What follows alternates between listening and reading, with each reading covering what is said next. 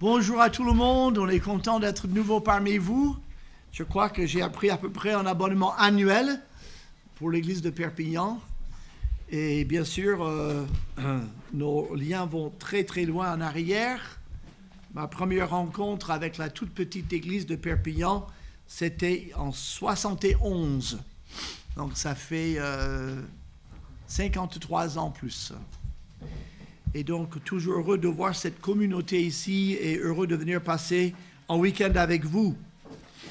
Alors, c'est votre pasteur qui choisit, du moins, je ne sais pas si vous faites une assemblée générale pour choisir le thème, mais le thème est revenu donc sur la consécration et on va regarder pendant 3 réunions 2 versets de la Bible.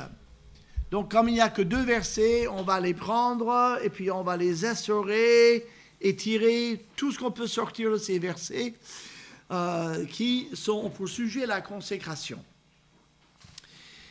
Alors, Romains 12, 1 et 2, la plupart des chrétiens connaissent ces versets, on les a souvent entendus cités.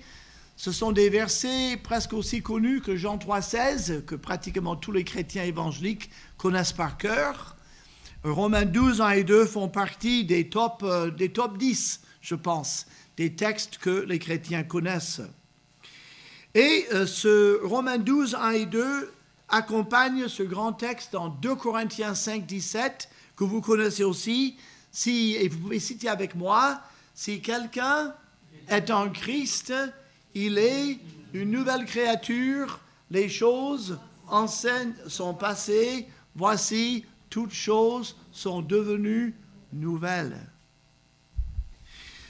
Donc, si vous êtes en Christ, et je pense que la plupart d'entre nous sont en Christ, nous sommes de nouvelles créatures et on a un agenda en tant que nouvelle créature, c'est nous donner à Dieu, nous consacrer à Dieu, tout simplement. Ça tombe sous le sens.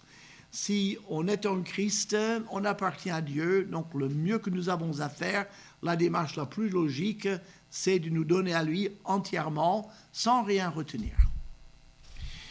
J'ai eu le grand privilège de naître dans une famille chrétienne dont mon père était pasteur et mes parents, vraiment, ils aimaient Dieu, ils le servaient avec beaucoup de fidélité. Après, j'ai compris dans une extrême pauvreté, mais c'était une très bonne école. Et je me souviens quand un pasteur ou un évangéliste passait dans une église des environs, mon père prenait les jeunes et les enfants et les amenait pour écouter un autre prédicateur. Et je me souviens, j'avais à peu près 9 ans, j'étais déjà chrétien, j'avais déjà accepté le Seigneur depuis quelques années, mais à 9 ans, l'évangéliste a dit, qui ici aujourd'hui, ce soir, voudrait s'avancer, se mettre à genoux et dire, Seigneur, je te donne ma vie, je te donne mon corps, fais de moi ce que tu veux. Envoie-moi où tu veux, je dirai oui. Si tu me montres ce que tu veux que je fasse, je dirai oui. J'obéirai, je me donne à toi. Je ne parle pas du salut, il a dit. Je parle de vous donner à Dieu par une démarche publique et personnelle. Et je me souviens m'être avancé avec plusieurs autres et s'être mis à genoux. Et j'ai prié cette prière très, très sincèrement. Seigneur, montre-moi ce que tu veux que je fasse de ma vie. 2 ans plus tard, à l'âge de 11 ans, par un concours de circonstances, le Seigneur m'a vraiment fait comprendre que je devrais passer ma vie comme missionnaire en France. C'est de la suite logique. On dit, Seigneur, montre-moi ce que je dois faire et je le ferai. Et Dieu dit, voilà, comme tu m'as posé la question, je te montre ce que tu dois faire. Et ça m'a laissé le temps de me préparer à venir en France le plus tôt possible par un autre jeu de circonstances extraordinaire. Mais la consécration à Dieu n'est pas quelque chose de mystique, c'est quelque chose d'éminemment logique. Ça tombe sous le sens. Et quand l'apôtre Paul en parle dans ces versets, ça a du sens. On dit, mais bien sûr, mais évidemment, mais comment comprendre autrement la vie chrétienne que de se donner entièrement à Dieu? Alors, on va regarder, ces 2 versets sont divisés en 3 parties. Alors, pour résumer, la première partie, Dieu donne une exhortation à travers Paul. Offrez-moi vos corps comme un sacrifice vivant. Donnez-moi vos corps. C'est la première partie, ce qu'on va voir aujourd'hui. La deuxième partie, je t'interdis de penser comme le monde et d'adopter les valeurs en cours dans le monde. Interdit. Troisième, le résultat que je te promets, dit Dieu, c'est que tu expérimenteras dans ta vie tous les jours que la volonté de Dieu est à la fois bonne, agréable et parfaite. L'apôtre Paul promet en termes modernes, si tu donnes ton corps et ta vie à Dieu, tu expérimenteras dans ta vie que la volonté de Dieu est la meilleure chose qui ait pu t'arriver. C'est pas rien quand même comme promesse. Et pourtant, c'est la promesse de Dieu. Cette promesse-là, que la volonté de Dieu est bonne, agréable et parfaite, c'est une promesse qui est réservée à ceux qui ont donné leur vie et leur corps à Dieu. Les autres ne vont pas toujours expérimenter que la volonté de Dieu est la meilleure chose puisqu'ils n'ont pas fait la volonté de Dieu. Donc, c'est tout simple. Donc, on va rester avec la première partie, une exhortation d'offrir nos corps à Dieu comme un sacrifice vivant. Alors maintenant, on va prendre le verset 1, et je crois qu'il est écrit ici, « Je vous exhorte donc, frères, par les compassions de Dieu. » Et donc, si on pose la question devant n'importe quel texte, pourquoi l'apôtre Paul écrit-il ce qu'il écrit? Quelle est sa motivation? Quel est l'argument qu'il emploie pour lui persuader de donner nos corps à Dieu? Et vous l'avez dans cette première phrase. Je vous exhorte par les compassions de Dieu. Où sommes-nous dans l'Épître aux Romains? Nous sommes au 12e chapitre. Quand il dit les compassions de Dieu, il est dans une lettre. Donc, on dit, mais il a dû parler de ces fameuses compassions de Dieu dans les chapitres précédents, dans l'Épître aux Romains. Vous ne pouvez pas écrire au 12e chapitre de votre lettre quelque chose qui n'a rien à voir avec ce qui a précédé.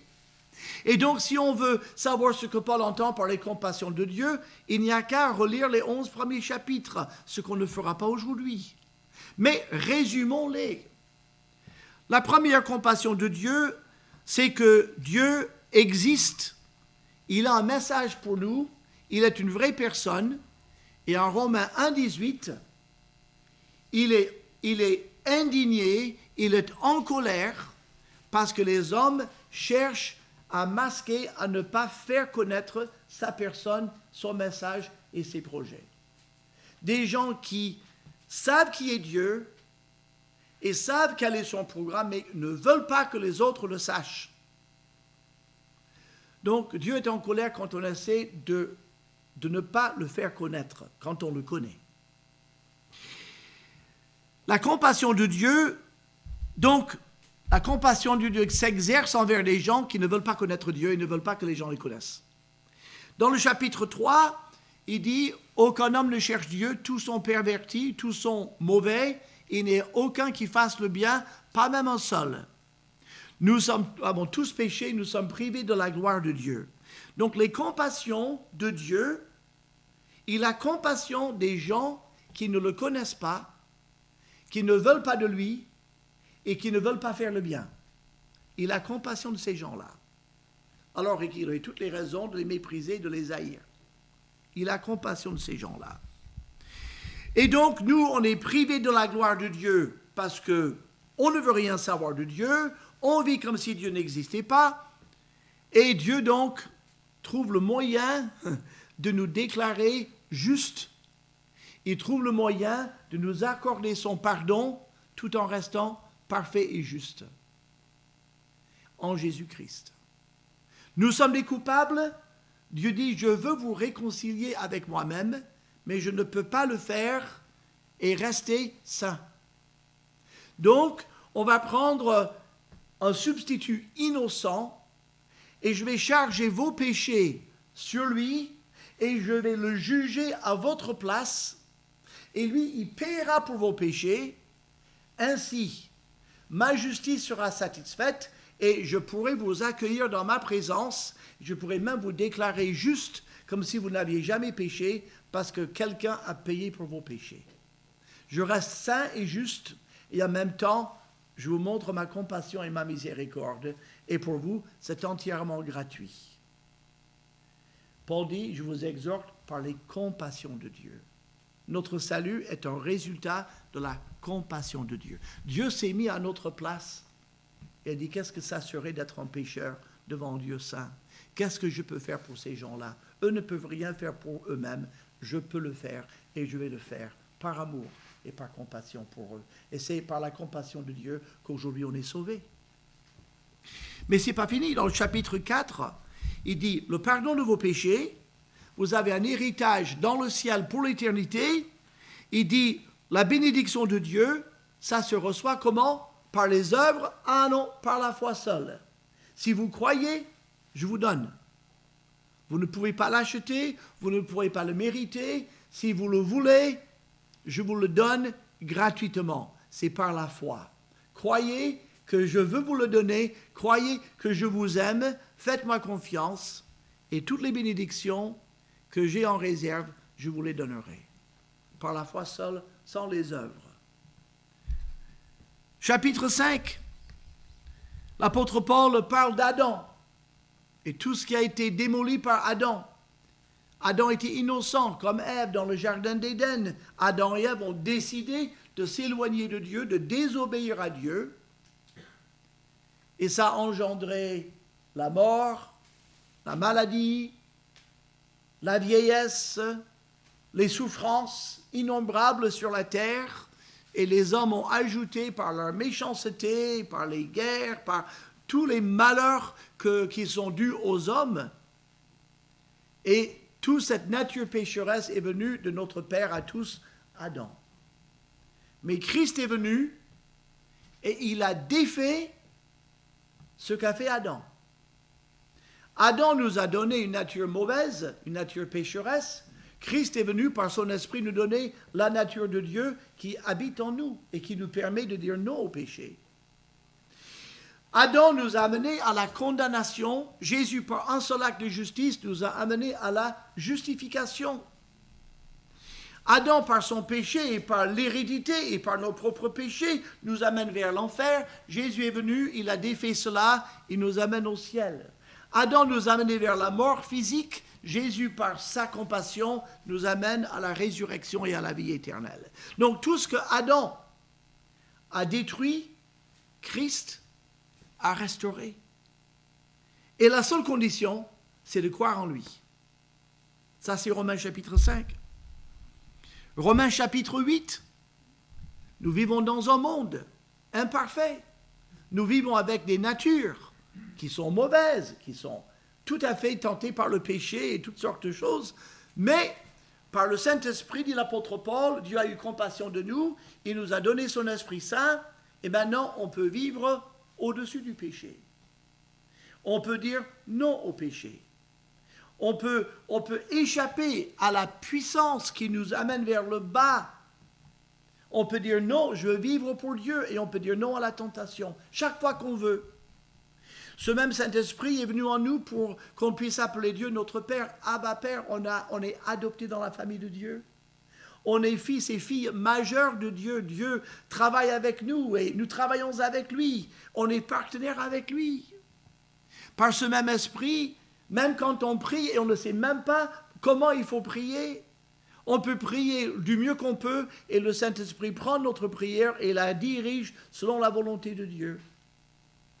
Et puis rien ne peut nous séparer de l'amour de Dieu. Toute la vie de l'esprit, c'est le chapitre 8.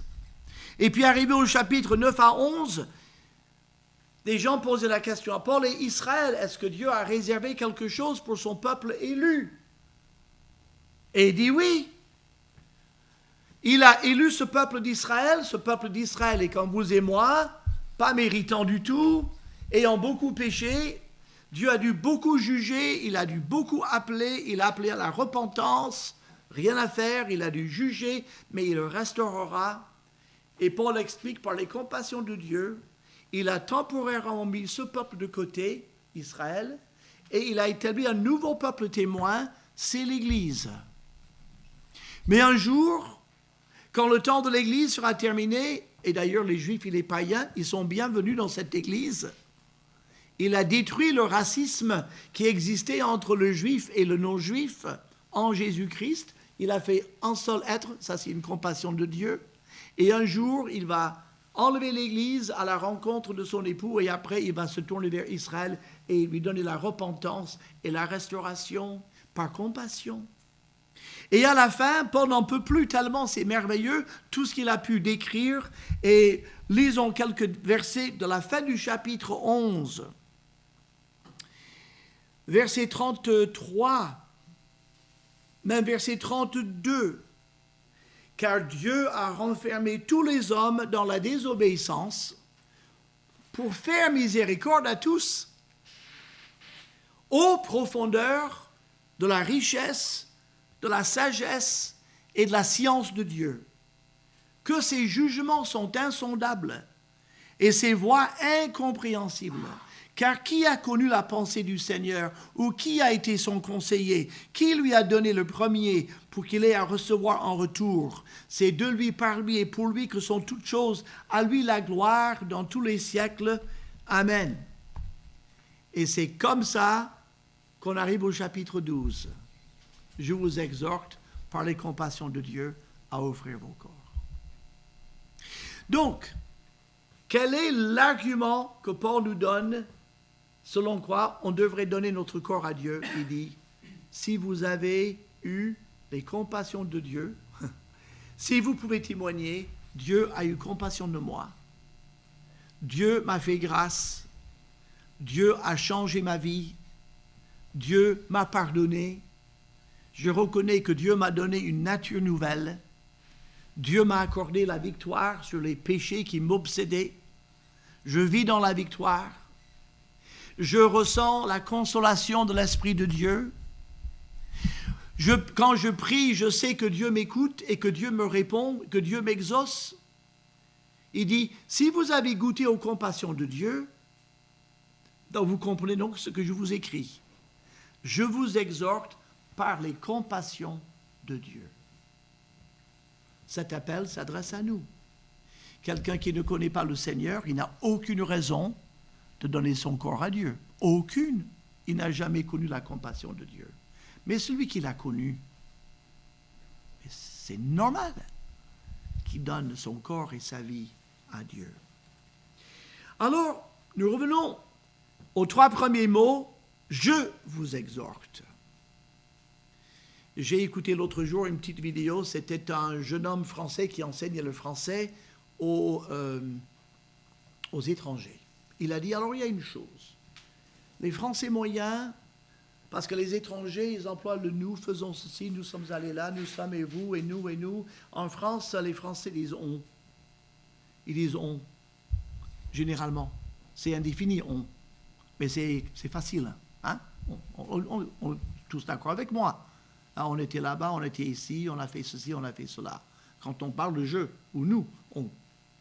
Mais Paul ne dit pas « on vous exhorte ». Il dit « je vous exhorte ».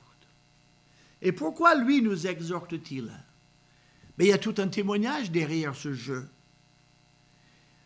Paul a expérimenté ce qu'il écrit. Il a donné son corps à Dieu. Mais dans quelles circonstances l'a-t-il donné à Dieu? Quelle est son histoire? Et beaucoup d'entre vous, et bien sûr, la connaissent. En Timothée chapitre 1, il raconte son témoignage. Et il dit, en Timothée 1, « Je rends grâce à celui qui m'a fortifié, à Jésus-Christ notre Seigneur, de ce qu'il m'a jugé fidèle en m'établissant dans le ministère, moi qui étais auparavant un blasphémateur, un persécuteur, un homme violent. Mais j'ai obtenu miséricorde, parce que j'agissais par ignorance dans l'incrédulité, et la grâce de notre Seigneur a surabondé avec la foi et la charité qui est en Jésus-Christ. C'est une parole certaine et entièrement digne d'être reçue que Jésus-Christ est venu dans le monde pour sauver les pécheurs, dont je suis le premier.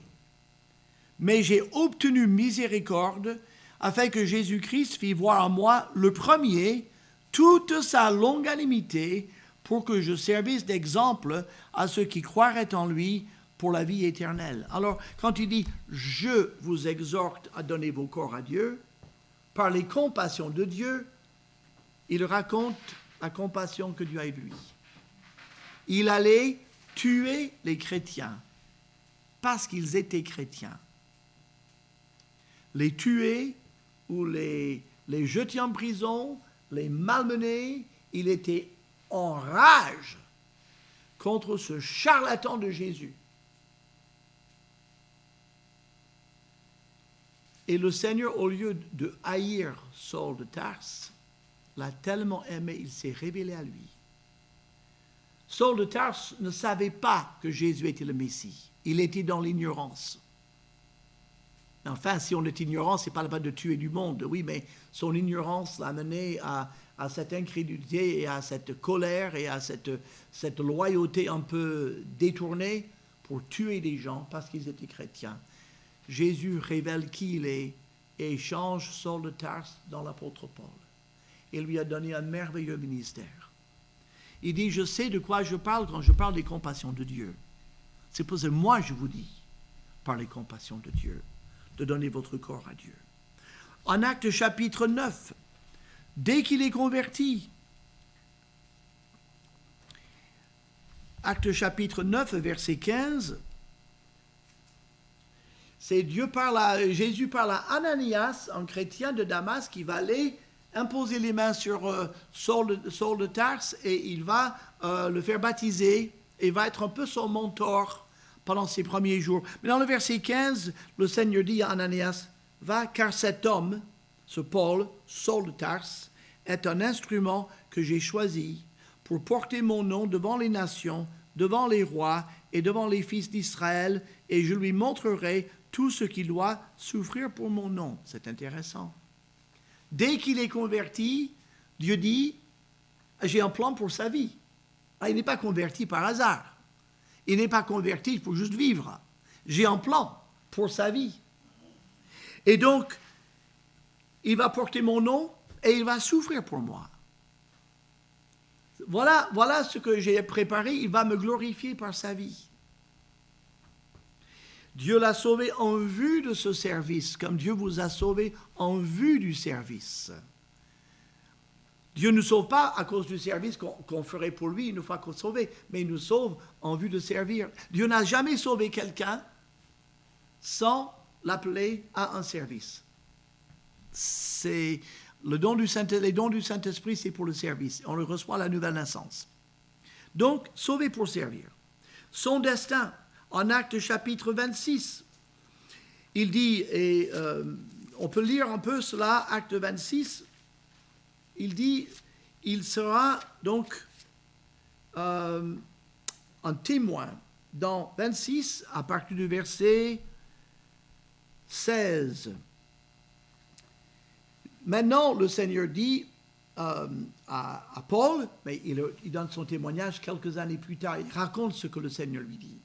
« Lève-toi et tiens-toi sur tes pieds, car je te suis apparu pour t'établir ministre et témoin des choses que tu as vues et de celles pour lesquelles je t'apparaîtrai.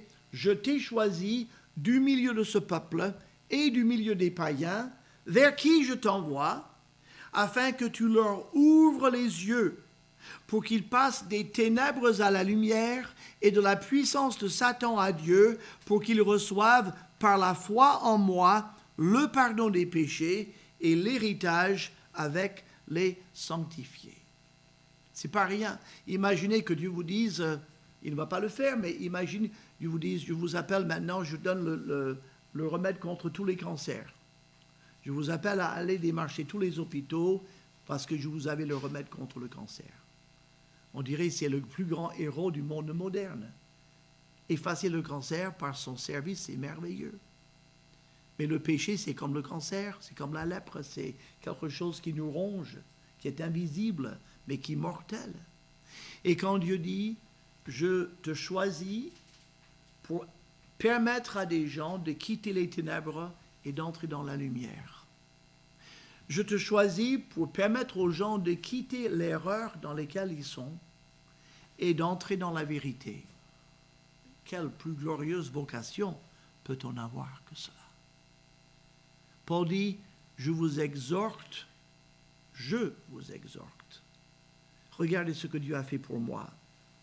C'est son expérience qui parle. En Corinthiens chapitre 15, c'est le même homme. Il parle de la résurrection. Et il dit la puissance de la résurrection est infinie. Et il dit, moi, j'ai vu le Christ ressuscité. Je l'ai vu dans sa gloire, sur le chemin de Damas. Il m'a parlé. Je n'ai pas vu après sa résurrection comme mes collègues, les autres apôtres, mais je l'ai vu déjà dans sa gloire. Et il dit, dans le verset, verset 9, « Je suis le moindre des apôtres, et je ne suis pas digne d'être appelé apôtre parce que j'ai persécuté l'Église de Dieu. Par la grâce de Dieu, je suis ce que je suis, et sa grâce envers moi n'a pas été vaine. Loin de là, j'ai travaillé plus que tous. Non pas moi toutefois, mais la grâce de Dieu qui est avec moi. » Il ne fait aucun orgueil en disant « j'ai travaillé plus que tous les autres apôtres ». C'était le cas. Mais il dit « c'est pas moi qui l'ai fait. C'est cette grâce de Dieu qui a agi à travers moi qui l'a fait. C'est la puissance de la résurrection qui a travaillé à travers moi. Et comment a-t-il pu travailler par moi? C'est tout simple, je lui ai donné mon corps. S'il n'avait pas donné son corps à Dieu, Dieu n'aurait pu rien faire à travers lui. Mais il s'est donné entièrement à Dieu, dès qu'il a compris qui était Jésus. Et puis, dans 2 Corinthiens chapitre 1, les épreuves, les souffrances. C'est bien d'avoir été le plus grand apôtre, mais est-ce qu'il tenait bon dans la souffrance? Ben oui, oui. Parce que la souffrance fait partie de la vie chrétienne. Mais la souffrance fait partie de la vie humaine. Parfois, nous, chrétiens, on dit quand même, je suis enfant de Dieu, et là, je souffre, c'est pas normal. Pourquoi c'est pas normal? Pourquoi c'est pas normal? Parce que les chrétiens devraient être en bonne santé. Pourquoi? On est des êtres, notre corps est destiné à la poussière. Ce n'est pas ce corps qui se porte bien, c'est le corps de résurrection qui sera merveilleuse. Et la Bible parle aux chrétiens, le corps est semé infirme, il ressuscite glorieux. Le corps est semé corruptible, il ressuscite incorruptible. Le corps est semé corps naturel ou corps physique, il ressuscite corps spirituel. C'est dans la résurrection qu'on a un corps parfait pour l'éternité. Mais Paul avait son lot de souffrances physiques, morales, etc. Et dans les versets 3 à 5 du premier chapitre, 2 Corinthiens, il dit « Béni soit Dieu, le Père de notre Seigneur Jésus-Christ, le Père des miséricordes et le Dieu de toute consolation, qui nous console dans toutes nos afflictions, afin que par la consolation dont nous sommes l'objet de la part de Dieu, nous puissions consoler ceux qui se trouvent dans quelque affliction, car de même que les souffrances de Christ abondent en nous, de même notre consolation abonde par Christ. Si nous sommes affligés, c'est pour votre consolation et pour votre salut. Si nous sommes consolés, c'est pour votre consolation qui se réalise par la patience à supporter les mêmes souffrances que nous endurons.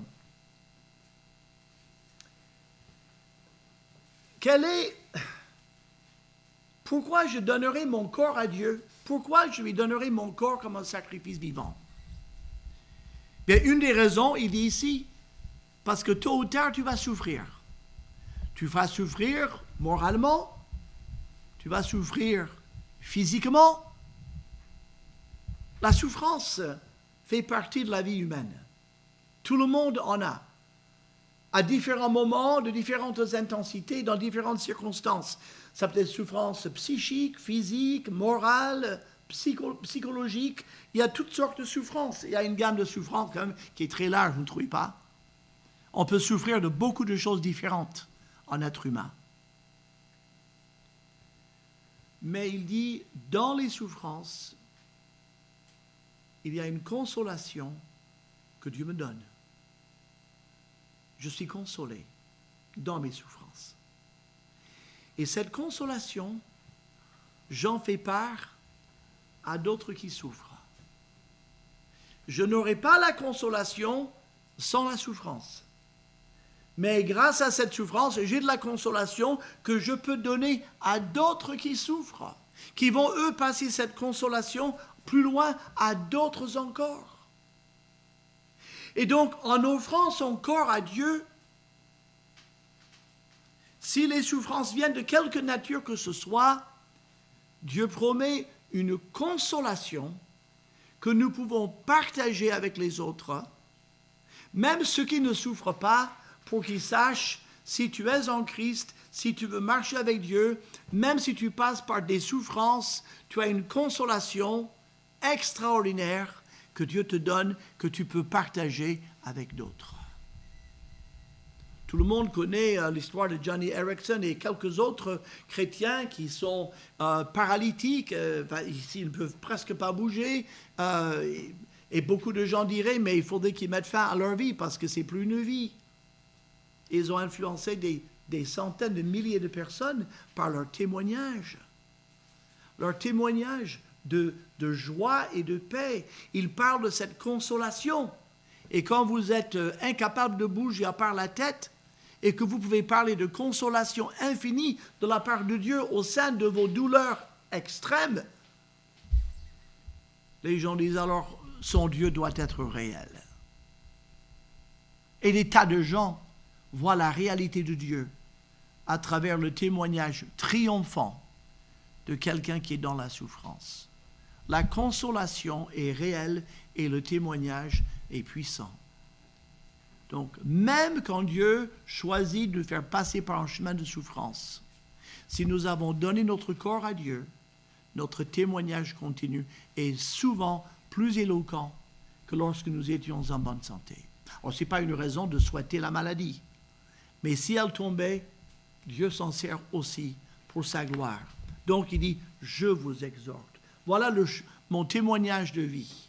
Et je peux vous dire, étant passé par là, j'ai connu la grâce de Dieu dans ma faiblesse. J'ai connu la consolation de Dieu dans mes souffrances. J'ai connu un ministère très riche, très fécond, parce que j'ai donné mon corps à Dieu. Et c'est pour ça que je vous donne mon secret. Je vous exhorte à donner vos corps aussi au Seigneur.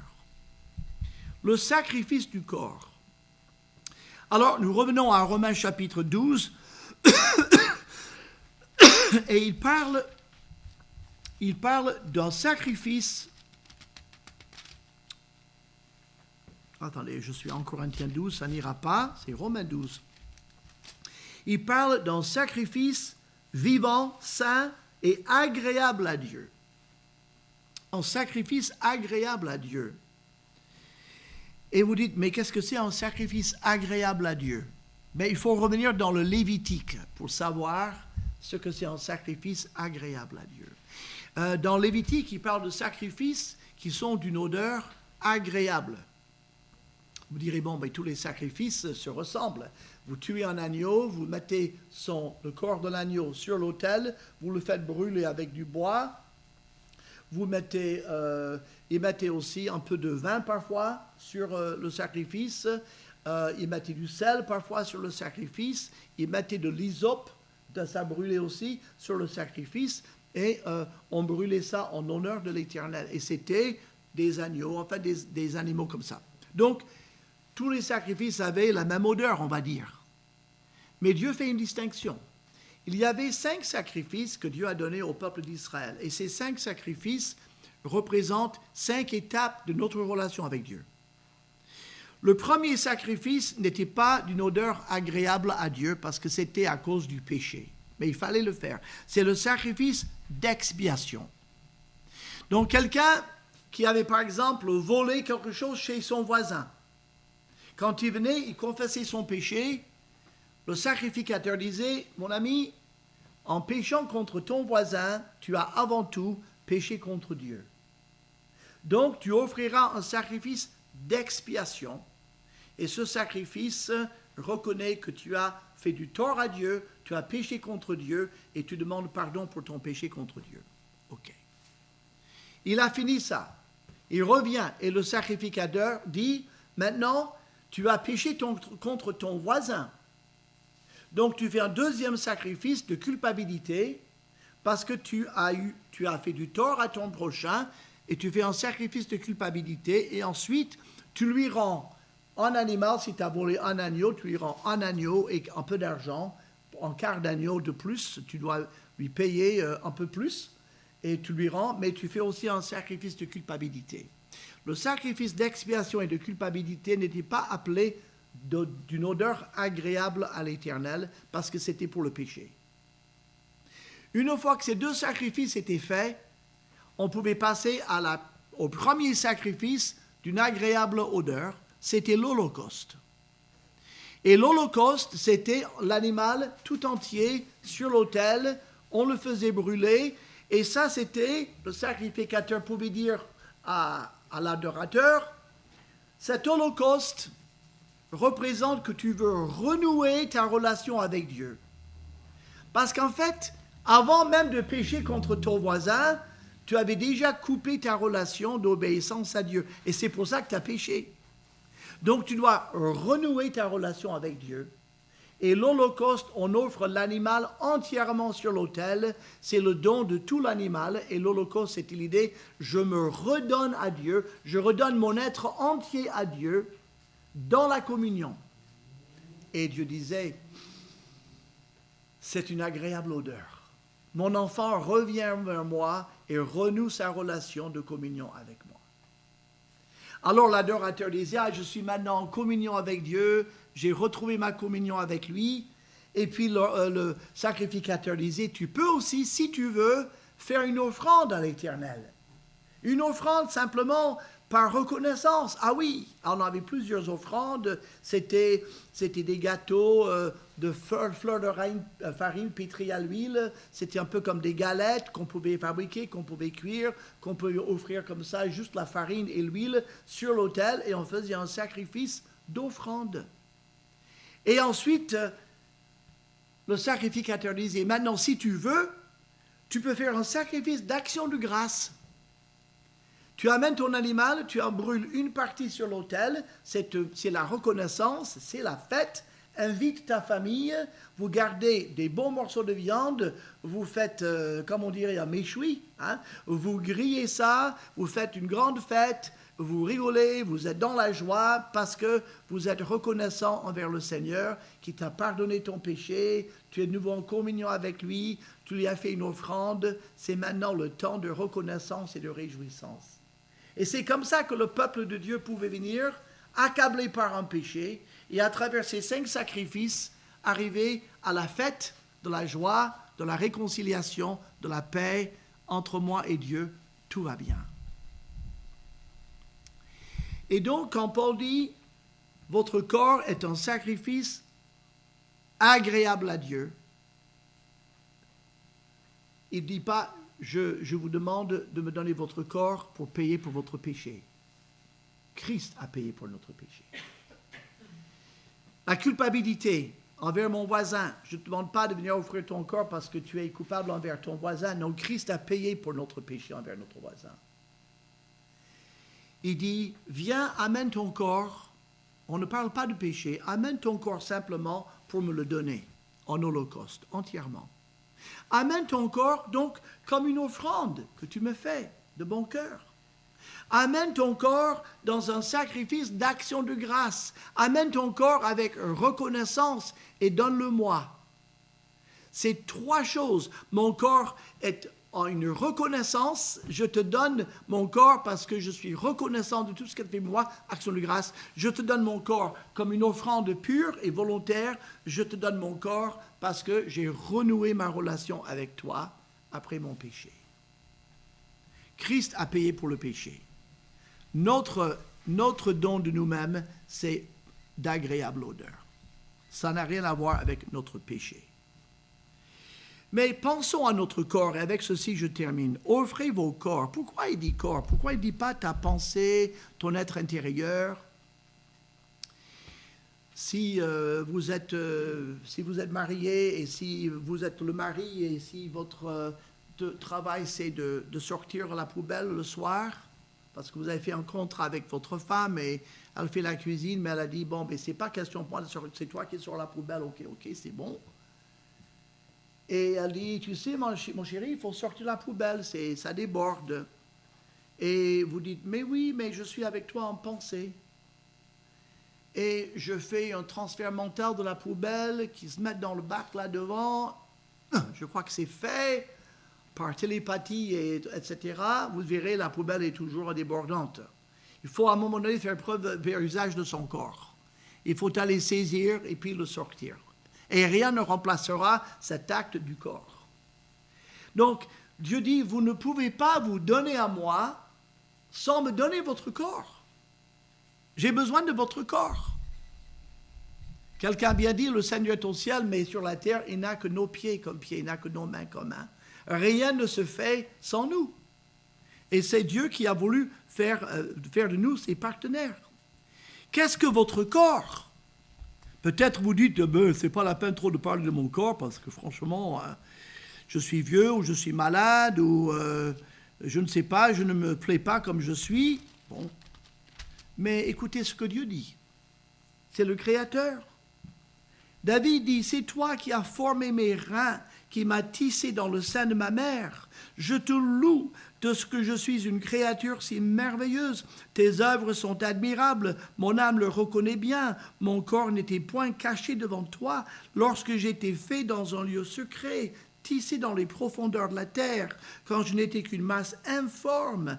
Tes yeux me voyaient, et sur ton livre étaient tous inscrits les jours qui m'étaient destinés, avant qu'aucun d'eux existât.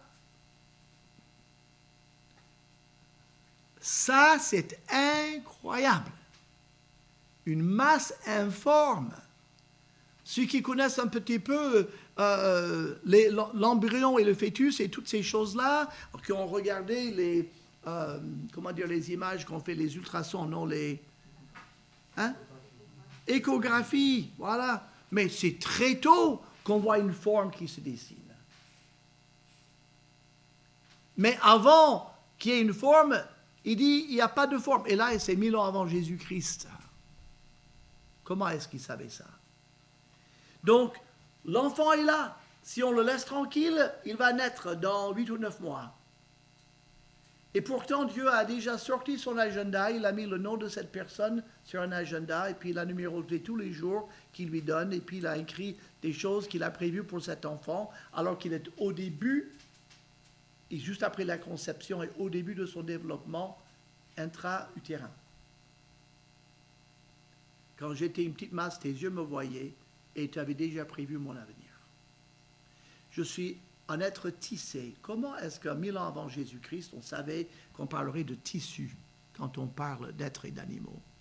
Tissé dans le sein de ma mère. Nous sommes une merveille qui est tissée par Dieu.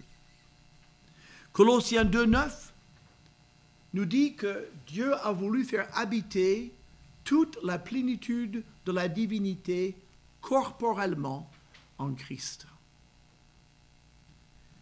Vous dites, bon, mais mon corps, oui, mais vous imaginez dans un corps humain, Dieu a fait vivre toute la plénitude de Dieu dans un corps humain.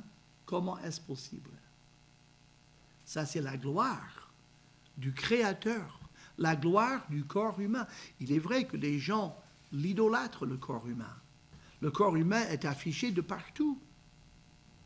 Généralement, sans trop de vêtements.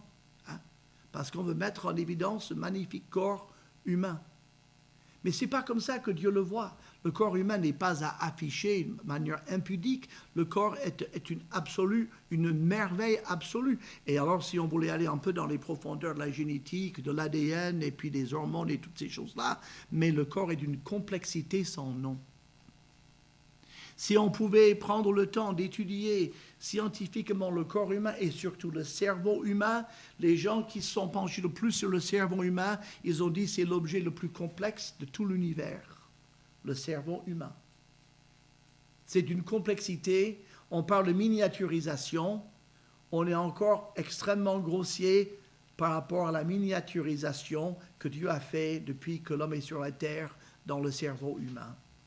Nous sommes des gens extraordinairement complexes. Chacun de nous, chaque être humain est une véritable merveille ambulante. Toute forme de vie est une merveille.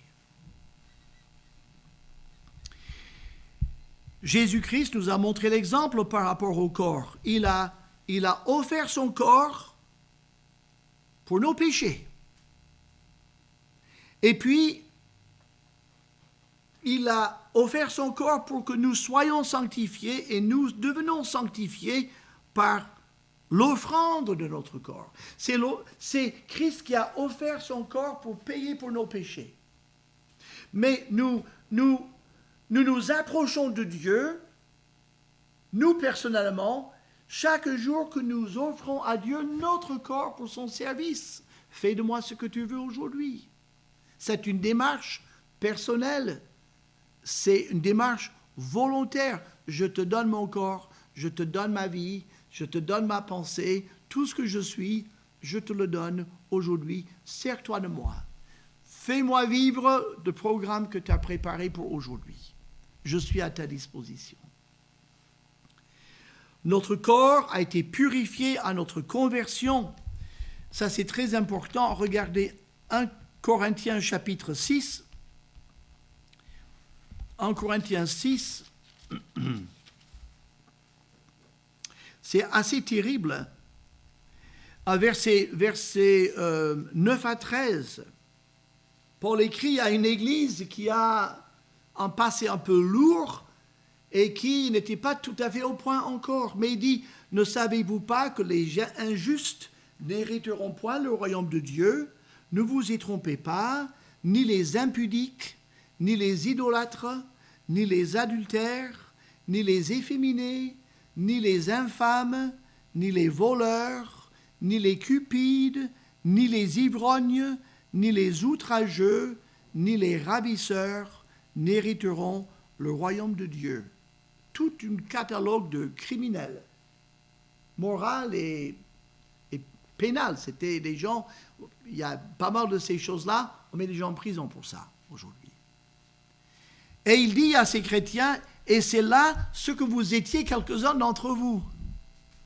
Mais vous avez été lavés, mais vous avez été sanctifiés, mais vous avez été justifiés au nom du Seigneur Jésus-Christ et par l'Esprit de notre Dieu. C'est merveilleux qu'à la nouvelle naissance, quoi qu'on ait pu faire avec notre corps avant le salut, Dieu, en quelque sorte, nous lave. Il nous lave. Il nous purifie. Il ne dit pas, ce que tu as fait avec ton corps et ce que tu as fait de ton corps ne t'approche même pas de moi. Tu as allé tellement loin que tu ne peux même pas être sauvé. Ce n'est pas possible. Je ne peux pas quitter ma famille, les gens qui ont un passé comme le vôtre. Non. Peu importe notre passé, on peut venir au Seigneur et il nous sauve, il nous lave, il nous purifie et il sanctifie ce corps. Il dit, vous avez été lavés, je vous ai sanctifié, ton corps, je le prends comme une offrande, je me servirai de toi et de ton corps qui était autrefois un instrument de péché, nous en faisons maintenant un instrument de justice. Personne ne peut dire, j'ai fait trop de péché avec mon corps pour être pardonné et pour être utilisé par Dieu. C'est un nouveau départ. On est purifié par le sang de Christ. Et notre corps est pour le Seigneur et il est même le temple du Saint-Esprit. Il dit dans le chapitre 6, versets 19 et 20, « Ne savez-vous pas que votre corps est le temple du Saint-Esprit qui est en vous, que vous avez reçu de Dieu et que vous ne vous appartenez point à vous-même, car vous avez été rachetés à un grand prix. Glorifiez donc Dieu dans votre corps et dans votre esprit qui appartiennent à Dieu. Il dit, votre corps, j'ai payé le corps de mon Fils, le Fils de Dieu. Il a payé de son corps le rachat de votre corps. Votre corps m'appartient. Si je te demande de me le donner, je ne te le vole pas. Rends-moi ce qui est à moi. Si tu es pardonné, si tu vas à la vie éternelle, si je vais ressusciter ton corps, la meilleure chose que tu puisses faire, c'est de me le donner aujourd'hui et chaque jour. Prendre la décision chaque jour. Mon corps est un objet que je dois contrôler et maîtriser. En Thessaloniciens 4, versets 3 à 5, notre corps, abstenez-vous de l'impudicité. Le corps doit être maîtrisé, contrôlé. C'est un instrument. Ce n'est pas... je ne suis pas esclave de mes pulsions. Je dois maîtriser mes éventuelles pulsions. Le corps est un instrument. Le corps est un outil.